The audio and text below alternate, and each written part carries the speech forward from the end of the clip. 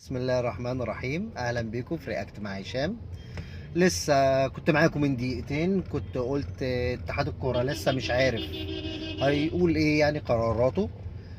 اتحاد الكوره دلوقتي اعلن خلاص بشكل رسمي بيراميدز هو اللي هيقابل الاهلي على كاس السوبر، وقال اللي هو هيطبق اللائحه على الزمالك.